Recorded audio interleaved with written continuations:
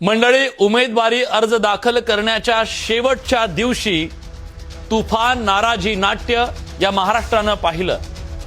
त्या नाटकाचं नाव होतं कुणी तिकीट देता का तिकीट। या नाट्यात प्रत्येक जण उच्चारू लागला, जगावं की मरावं हा एकच सवाल आहे।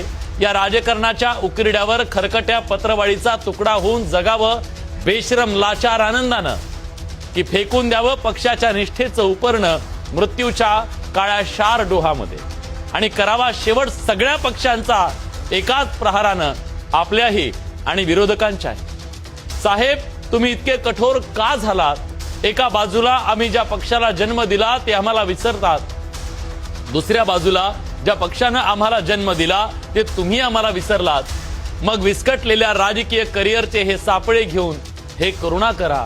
आम्ही इच्छुकांनी कुणाच्या पायावर डोकं आदळायचं? कुणाच्या पायावर? सांगणारे कुणाच्या पायावर?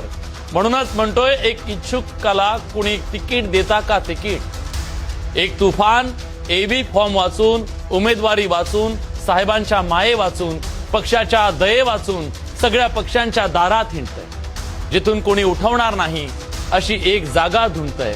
विचारतंय कुणी तिकीट देता का रे कुणी तिकीट। अर्ज भरायची वेळ संपली, सगळ्या आशा संपल्या, पाठलाग केला पण तिकीट काही सापडलं नाही।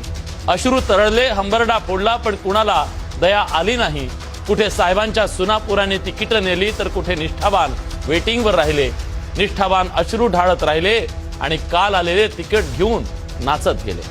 आयारामांच्या गळ्यात तिकिटाची माळ आणि निष्ठावंतांच्या हाती टाळ, अशी राज्यातली आजची परिस्थिती। अर्ज भरायची वेळ संपली, हिरमुसलेला कार्यकर्ता अश्रू पुसत घरी परतला। संध्याकाळ झाली आणि 5 वर्षासाठी त्याच्या आशेवर पडदा पडला।